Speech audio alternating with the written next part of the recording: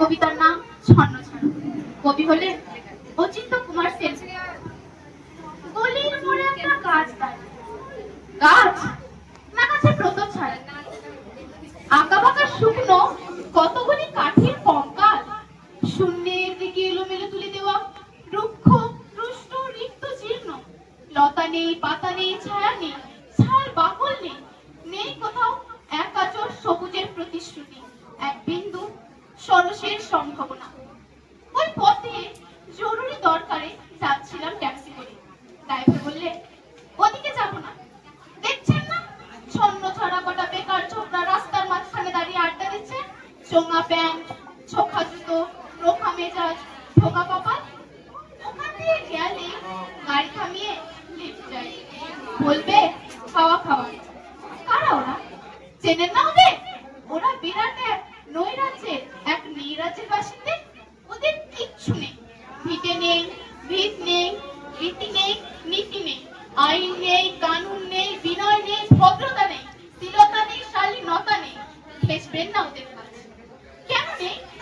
ওরা যে নেই রাজ্যের বাসিন্দে, ওদের জন্য কলেজে সিট নেই, অফিসে চাকরি নেই, কারখানায় কাজ নেই, গ্রামে বাসে জায়গা নেই, মেলায় খেলায় টিকতে নেই, হাসপাতালে বেড নেই, বাড়িতে ঘর নেই, খেলবার মাঠ নেই, অনুসরণ করবার নেতা নেই, প্রেরণা জাগানো প্রেম নেই। ঘরে বাইরে উদাহরণ যা আছে তা ক্ষুদাহরণের সুদাহরণের উদাহরণ নয়, তা সুদাহরণের ক্ষুদাহরণের উদাহরণ। শুধু নিচের দিকে ঝোলটা এক ছিল মধ্যবিত্ত বাড়ির এক চালতো ফালতু এক টক, তাও দিয়েছে লোপাট করে। তাই এখন পথে এসে দাঁড়িয়েছে সড়কের মাঝখানে। কোত্থেকে আসছে সেই অতীতের স্মৃতি নেই, কোথায় দাঁড়িয়ে আছে সেই বর্তমানের গতি নেই, কোথায় চলেছে নেই সেই ভবিষ্যতের ঠিকানা। সে ছিন খেত মনিহীন চোখ, চোখহীন মুখ, একটা উলঙ্গহীন ভিজে বালুতে। আমি বললুম, না, ওখান দিয়েই যাব, ওখান দিয়ে আমার শর্টকাট। ওদের কাছাকাছি হতে মুখ বাড়িয়ে জিজ্ঞাসা করলুম, তোমাদের ট্যাক্সি লাগবে? লিফট চাই? এই তো ট্যাক্সি, এই তো ট্যাক্সি, লে হালুয়া। সোল্লাসে চেঁচিয়ে উঠলো ওরা, সিটি দিয়ে উঠলো, পেয়ে গেছি, পেয়ে গেছি, চল পেন্সি বেলঘরিয়া। তিনটে ছোকরা উঠে পড়লো ট্যাক্সি। বললুম, কত যাবে? ওই দেখতে পাচ্ছেন না ভিড়, সিনেমা না, জালসা না, নয় কোনো ফিল্ম। তারকার অভ্যর্থনা একটা নিরোহী লোক গাড়ি চাপা করেছে। চাপা দিয়ে গাড়িটি উঠাও। আমাদের দলে কয়েকজন গাড়িটির পিছে ধাওয়া করেছে। আমরা খালি ট্যাক্সি খুঁজছি, কে সে লোক?